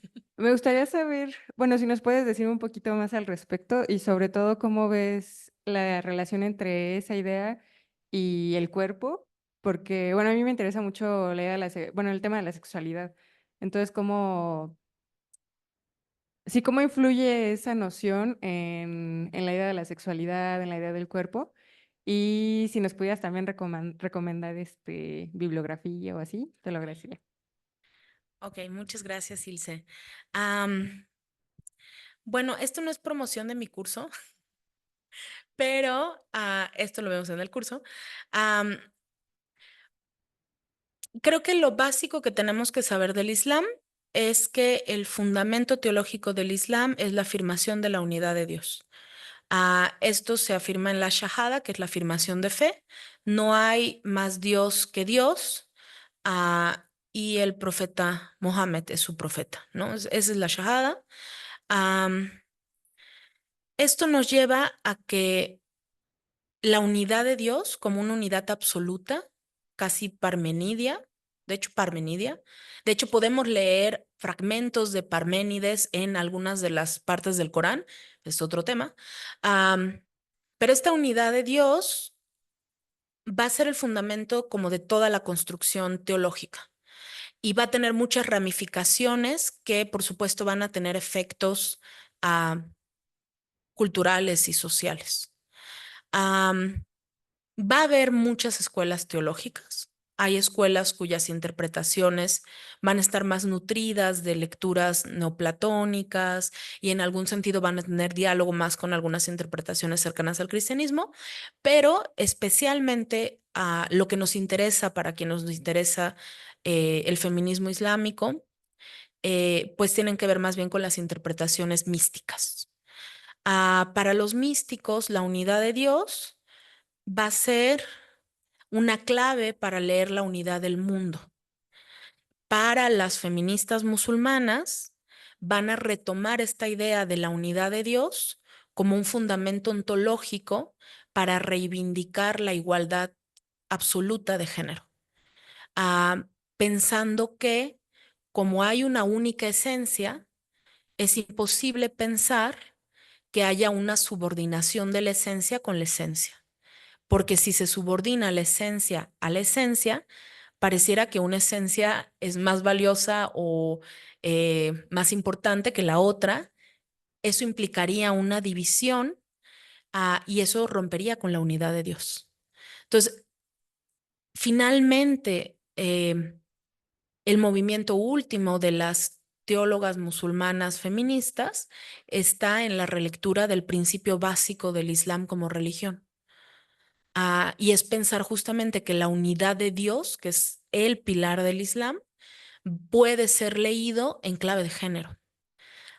Por eso es mi gran esfuerzo, porque cuando pensemos los feminismos islámicos, los pensemos en un contexto teológico disciplinar. O sea, hay que pensar la teología y hay que pensar la mística para comprender realmente cuáles son las apuestas de las feministas musulmanas.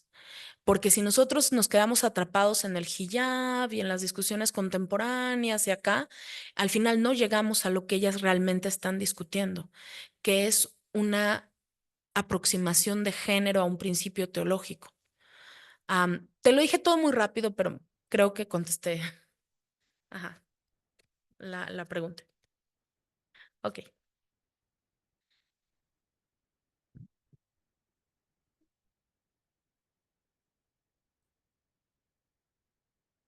Am, todo es muy complejo. Tengo como 40 preguntas, pero a ver. Sherezade,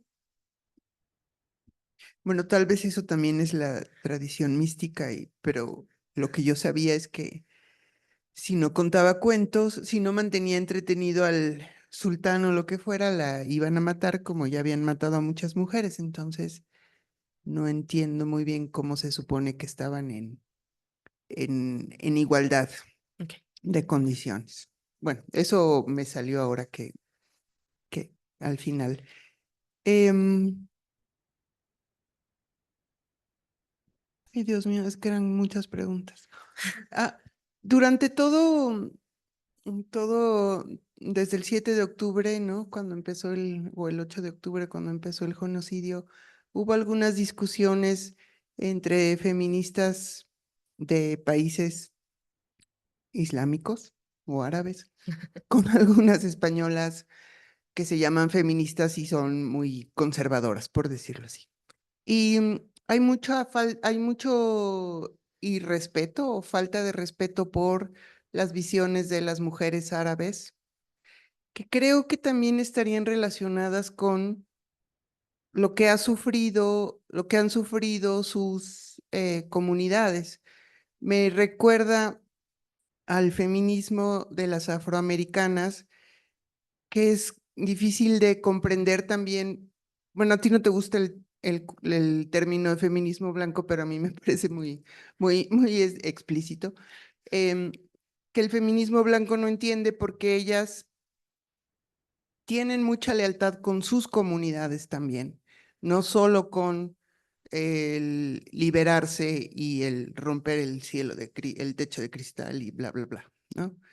Entonces, me parece que pasa lo mismo con las feministas islámicas y entonces es muy difícil entenderlo desde nuestros puntos de vista ah, blancos. Digamos que me consideraría blanca para este punto. Y la otra cuestión, aunque sé que puede ser banal, como ya lo has dicho, es, de todas maneras, me parece importante porque es para entender la cultura. El hijab, las mujeres que lo usan es que son religiosas o también lo usan muchas mujeres para decir yo soy musulmana o soy árabe y, y esto tiene que ver con mi identidad y no necesariamente quiere decir que sean religiosas o no hay esa separación. Mm, y eso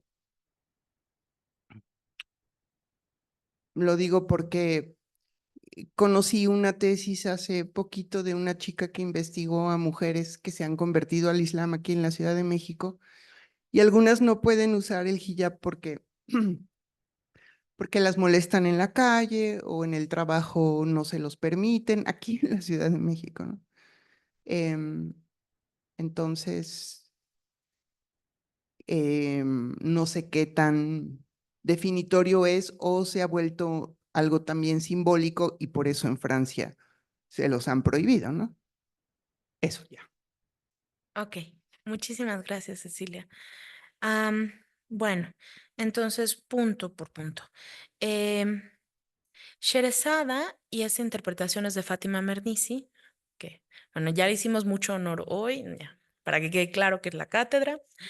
Am, Sherezada puede ser interpretada, o de hecho es interpretada en muchos espacios islámicos como aquella que trae la cultura.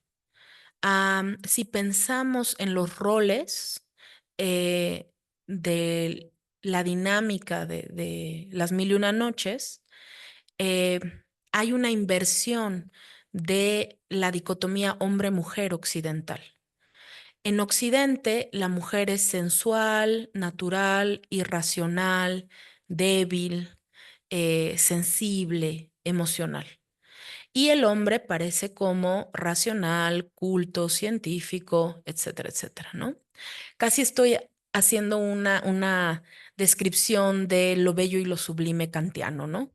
El hombre es sublime, la mujer es bella, el hombre es fuerte, la mujer es débil, etcétera, etcétera.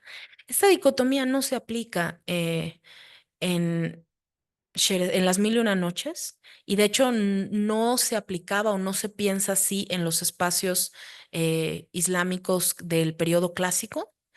Aquí más bien Sherezada es quien trae el logos, quien trae la palabra. Sherezada es la culta, la civilizadora, la que a partir del uso del diálogo controla al salvaje. Y el hombre entonces es el salvaje, el terrible, el bárbaro, quien necesita ser controlado en este impulso de muerte. La mujer entonces es vista como el impulso de vida, el impulso de la cultura, y el hombre es visto como el impulso de lo salvaje. De hecho, para Fátima Mernissi, y esta es una discusión, a mí me gusta mucho cómo Sirin discute muy profundamente con Fátima. O sea, Fátima es realmente su interlocutora en mucha de su obra. Y entonces esta lectura nos lleva justamente a un pie de igualdad. La mujer no está aquí siendo débil, la mujer está aquí en un espacio de resistencia y formación de la humanidad. Quien forma la humanidad, quien la cultiva, es la mujer. Y esta práctica, esta concepción de la mujer como un motor de la cultura y un motor de la cultura en el sentido de cultivar, de educar, pero también en el sentido de la tradición, lo vamos a encontrar en muchas mujeres a lo largo de la historia del Islam. Entonces estoy pensando de nuevo en la primera esposa del profeta Mohammed y estoy pensando que hay una historia muy bella en donde el profeta Mohammed recibe la revelación y vuelve como llorando a su casa porque tiene miedo de la revelación y se esconde en las faldas de su esposa. Y su esposa lo saca de sus faldas y le dice, no, tienes que tener fuerza, tienes que eh, predicar, tienes que, y lo anima a crear la religión. Entonces, en esta dialéctica del género en el Islam, la mujer es la que anima a la creación de la cultura, no el hombre. Y esto está completamente perdido en las lecturas orientalistas de las tierras del Islam. O sea, queremos ver a la mujer justamente como un cuerpo sensual, como de hecho, está buena la imagen acá de nuevo porque vemos a Sherezada, pareciera que Sherezada más bien está seduciendo al sultán, ¿no? O sea, ella más bien está así como desnuda, casi bailando, o sea, no, lo que ella hace realmente es hechizarlo con la palabra. O sea, entonces creo que es muy buena esta pregunta porque justamente nos devuelve esta crítica. Y Sirin, aquí y en el otro artículo en el que habla sobre Fátima, va a retomar mucho esto, esta discusión. Ella no está de acuerdo en todos los matices, pero sí, o sea, hay una dialéctica del género distinta a cómo la pensamos acá. Entonces, bueno, eso sería un poco para la primera pregunta. Y bueno, a lo mejor sobrepasa un poco tu pregunta, Cecilia, pero es bien interesante que hay muchas lecturas de la distinción del género en espacios islámicos que tienen que ver con esto. O sea, la demarcación de género, o sea, que sean sociedades con distinción de género tan clara, más bien tiene que ver, y eso es palabras de Fátima Mernissi de nuevo, con la necesidad de controlar el impulso de gobernar de las mujeres, ¿no? O sea, hay una dialéctica de reconocimiento de esta fuerza de cultura, de educación, de gobierno de las mujeres, y entonces por eso hay como esta regulación, ¿no? O sea, como para decir, si no, esto se vuelve un matriarcado. Entonces, para evitar el matriarcado, crean esta distinción de género. Bueno, es otra discusión, pero por ahí está. Y luego, am, tu segunda pregunta era sobre, escribí feminismo blanco y feministas musulmanas, pero ¿cuál era la pregunta, perdón?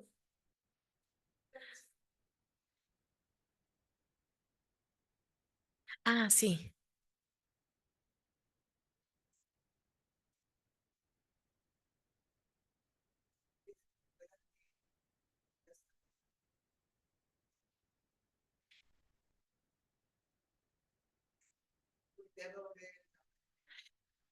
Es bien interesante porque si pensamos el género en los espacios islámicos, am, nos vamos a dar cuenta que por lo menos en el periodo clásico, antes del periodo moderno, la matriz de la sociedad, de las sociedades islámicas va a estar articulada alrededor de la fe y no tanto alrededor del género.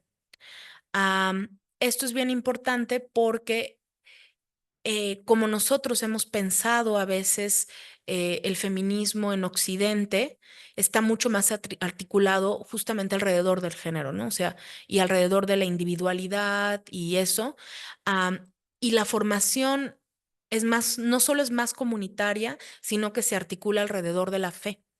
Esta discusión la retoman mucho cuando se piensa en la diversidad sexogenérica en espacios del Islam, porque existe esta idea, pues esta como prejuicio de pensar, no, es que, y eso es homonacionalismo, ¿no? O sea, esta es la discusión de Jasbir Puar, pero se piensa a veces, no, bueno, el Islam es completamente incompatible con la homosexualidad. Y si tú piensas en las matrices de género en comunidades musulmanas del periodo clásico, en realidad lo que articulaba la comunidad era la fe, era la umma, la pertenencia a la comunidad de fe. Ah, y entonces, si tú tenías, no estoy diciendo que las personas de diversidad sexogenérica fueran completamente alabadas y vivieran una vida fácil en estos periodos del Islam, no, pero si yo tenía como un abanico de individualidades y había, no sé, un hombre que bueno, esto es toda una discusión, porque cuando yo digo hombre homosexual ya estoy aplicando categorías contemporáneas, ¿no? Que eso no podría ser. Pero para términos de practicidad voy a decir, si yo tuviera un hombre homosexual musulmán y un hombre homosexual cristiano y un hombre heterosexual cristiano, en la jerarquía, en la matriz de valor, el hombre homosexual musulmán siempre va a tener un valor mayor, una pertenencia mayor a mi comunidad, debe ser respetado y cuidado por la pertenencia a la fe. Y eso es lo que a veces nos cuesta un montón de trabajo pensar. Entonces, todo se articulaba alrededor de la fe y otras características de deseo, de género, pues eran reordenadas a partir de eso, ¿no? Entonces no es tan fácil como pensar, ah, bueno, es que si eres mujer o si eres homosexual o si eres, o sea, y entonces sí, a nosotros nos cuesta un montón de trabajo desde el feminismo blanco a comprender cómo se está articulando estas luchas, porque no están articuladas a partir de pensar que el género como sistema de opresión occidental, sino que están articuladas a partir de una matriz que está pensada a partir de la comunidad de fe, ¿no? Y eso es como que te reordena todo el... Y bueno, ahí estamos descontando que la discusión del género, ¿no? O sea, ya el género quizás como categoría tiene que ser superado, ¿no? Porque lo que pensamos acá que es género no necesariamente se aplica a lo que se piensa como género en estas comunidades islámicas, ¿no? Que en este momento estoy pensando en un periodo primero clásico del Islam, ¿no? O sea, porque si pensamos ya en cosas más contemporáneas, quizás la respuesta sería distinta. Y bueno, híjoles, el tema del hijab es como para un curso completo. Am, lo primero que hay que decir es que hay mujeres en espacios del Islam que son forzadas a usar hijab y que hay mujeres en espacios occidentales que son forzadas a no usarlo. Entonces, no es como muy complejo dar una respuesta específica. En sus inicios hay que pensar el hijab am, como un objeto que tiene múltiples significaciones. O sea, es un elemento cultural, así como para nosotros podría ser quizás un rebozo o una vestimenta étnica. Hay espacios donde su primera lectura tiene que ser étnica porque precede incluso históricamente al Islam, o sea, el uso del velo es anterior, es preislámico. Luego hay que pensar después que también se le ha visto como un símbolo de resistencia antioxidante y que entonces hay un uso que responde a una afirmación de la identidad y a una resistencia ante la colonialidad. Y también hay que pensar que hay muchos espacios donde sí se le ha utilizado para el control de las mujeres en espacios islámicos. Am, y que eso existe, ¿no? Y que es muy violento. Y bueno, en espacios occidentales normalmente, pues sí tiene una lectura política, ¿no? Una lectura de afirmación de la identidad. Yo pensaría que muchas mujeres que lo usan de voluntad propia, lo usan en un sentido político, pero también en un sentido, pues sí, religioso, de afirmarse como musulmanas, pero también en un sentido cultural y lúdico, que a veces se nos escapa mucho en Occidente. Es una pieza de vestimenta bonita, y que tiene también un juego de la identidad, de la relación entre mujeres y de la relación comunitaria, ¿no? O sea, es una cosa bonita ir con tus amigas a una tienda de hijabs que, o sea, búsquenlo, no sé si en Google salga, pero, o sea, imagínense una pared completa llena de cajones que tienen nada más un triangulito así saliendo y tú vas y eliges como si fuera una dulcería, ¿no? O sea, eso también existe, ¿no? Y eso no anula que haya espacios donde hay una imposición violenta del uso del hijab, ¿no? Entonces, es una discusión muy, muy compleja. Yo pienso que quien le interese el tema del hijab tendría que hacer una línea histórica que comience con su uso preislámico, que piense después en los distintos usos que hubo del hijab por esclavas y por mujeres libres. Esa es otra lectura muy importante. Después hay que checar en el Corán que el Corán no impone el hijab. O sea, en el Corán no se habla nunca del uso del velo como un objeto impositivo para la mujer. Habría que leer en el Corán también los espacios de la modestia. Después habría que leer en la Suna cuáles son las menciones a la Suna de los tipos de vestimenta y decoraciones. Y después habría que ver cuál es el proceso de la colonización de los espacios islámicos, que llevó también a cosas muy violentas, como por ejemplo en Turquía, que no se les dejaba ir a las mujeres a la universidad si usaban hijab, ¿no? O sea, que se les prohibía el acceso a la educación a mujeres que usaban hijab. Entonces, fíjense cómo toda esta línea histórica, que es como mi recomendación para quien le interese el tema, pues es súper compleja, ¿no? O sea, llegar a un momento contemporáneo donde vemos países donde hay una imposición muy violenta a su uso y países donde hay una imposición muy violenta contra su uso, ¿no? Entonces, bueno, creo que no contesté nada, Cecilia, pero les dejé tarea.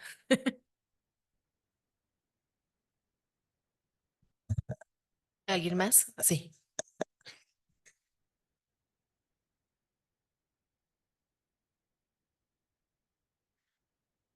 Se le acabó la pila. Sí, a ver, fuerte.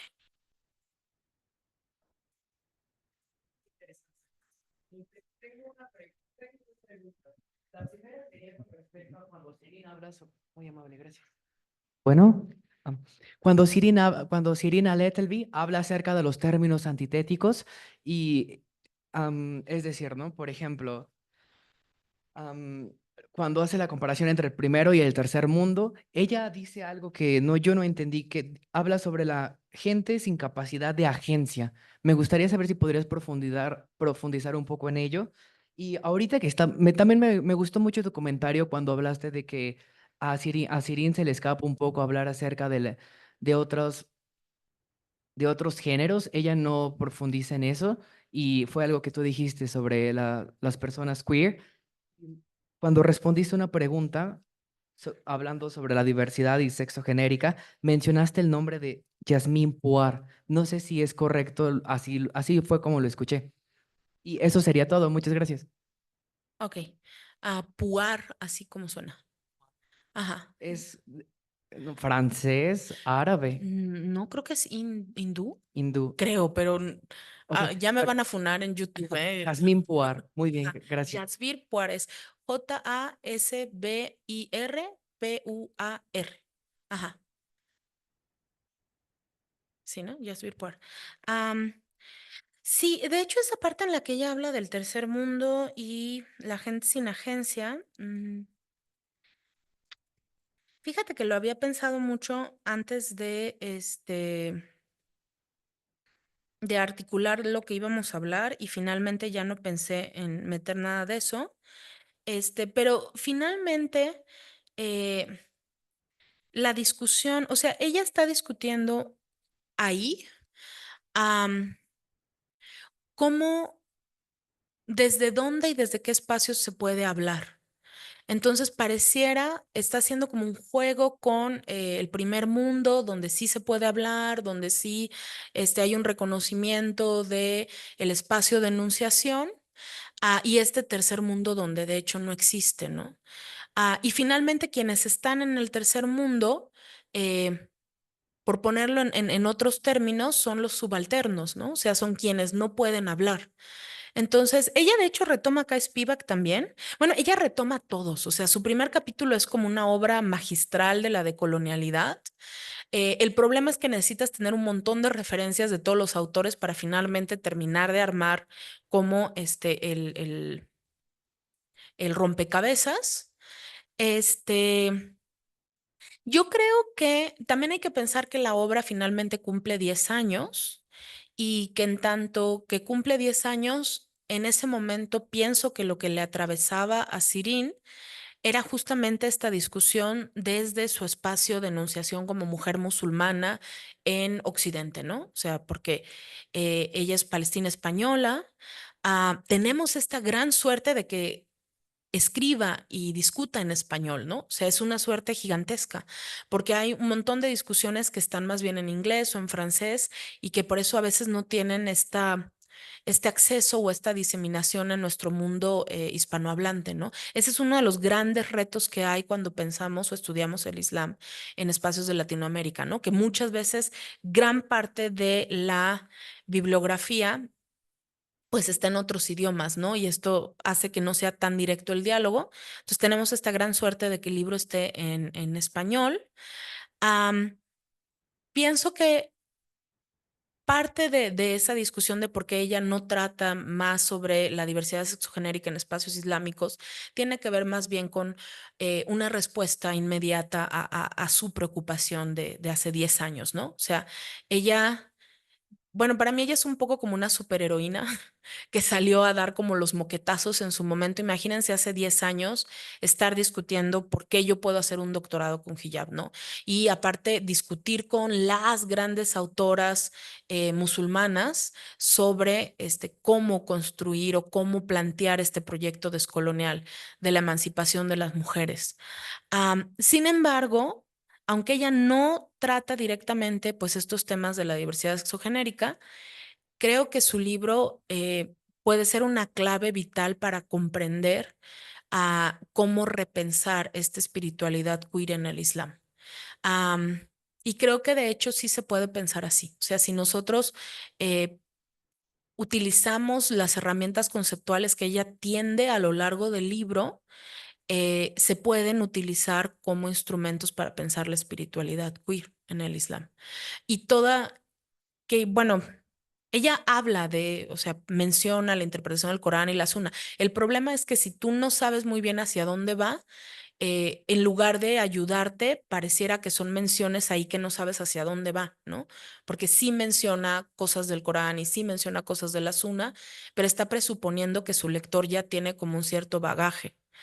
Ah, pero finalmente, estos movimientos de vuelta al origen del Islam que buscan revivificar una espiritualidad islámica contemporánea, pues van a pasar por el mismo espacio, ¿no? Entonces, aunque ella esté discutiendo acá de feminismos, sí son herramientas que yo pienso se pueden usar para leer otro tipo de espiritualidades en el Islam.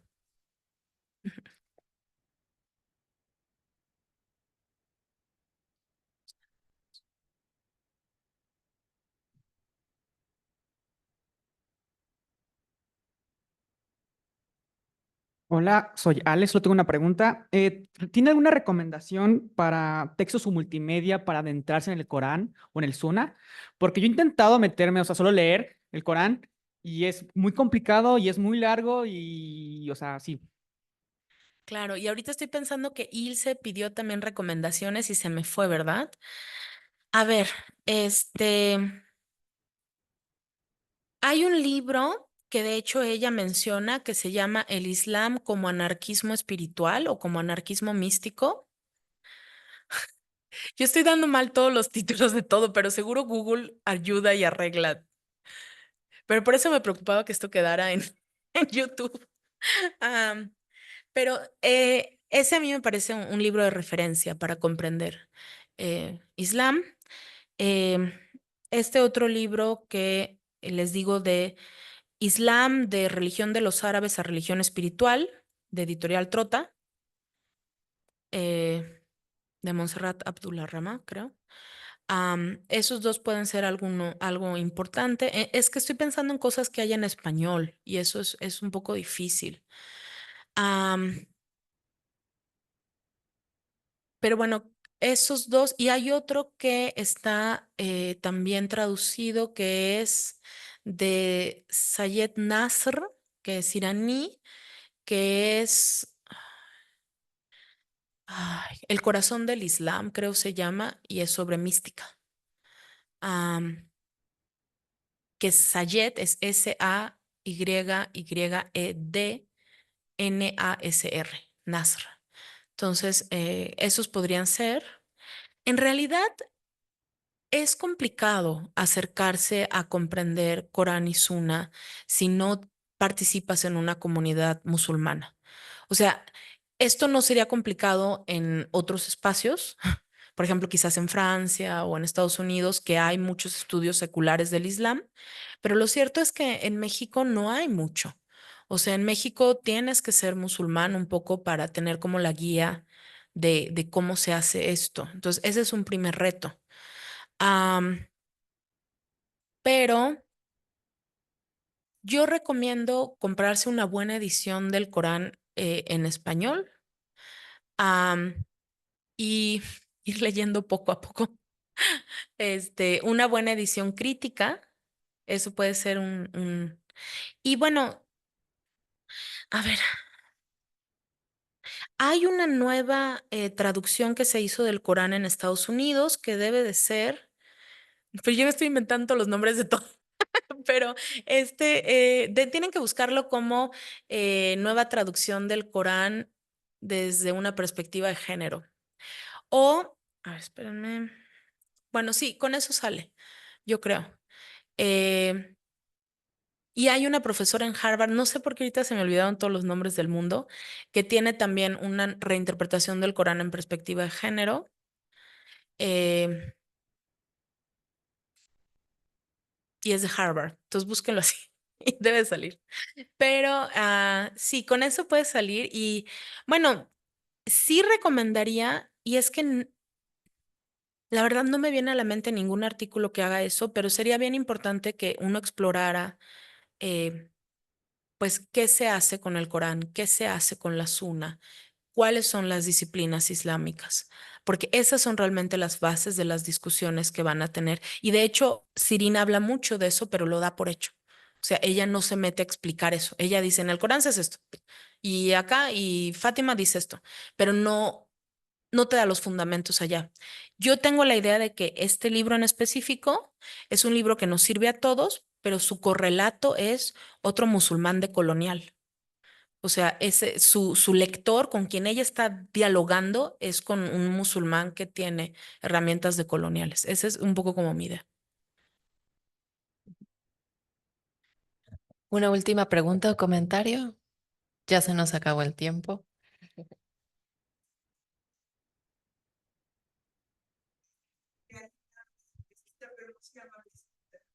¿Madraza? Por esta tesis que la colonia Aragón es justo para personas mexicanas, porque aquí se hablaba de que hay otra madraza o mezquita, pero en Polanco, y que y entonces no se toma en cuenta el español o la cultura mexicana. Entonces, está en Aragón, es lo mismo que se...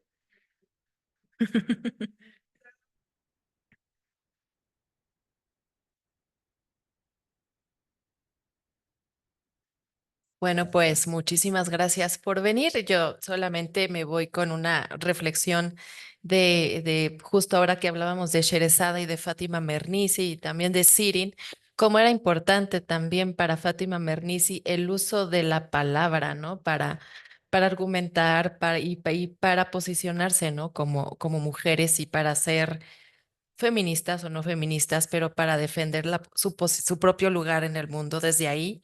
Y también me parece muy interesante pensar en cómo, si bien el ordenador principal en el Islam y en los feminismos islámicos es la religión, me acordé mucho de este libro de la invención de las mujeres de Oyeron Kiyogumi, que justamente tiene el argumento de que hay otros ordenadores como otros conceptos que ponen jerarquías, ¿no? De género, como en este caso ella hablaba de la edad.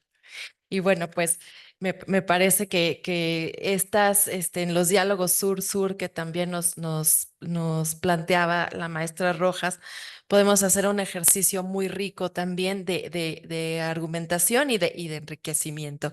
Les agradezco mucho, te agradezco mucho a ti, Sitsi, por haber venido aquí y hablarnos de este libro tan interesante. Y bueno, les las quiero invitar a la última sesión del seminario Escritoras Migrantes, Género e Islam, que se va a llevar a cabo el 12 de noviembre.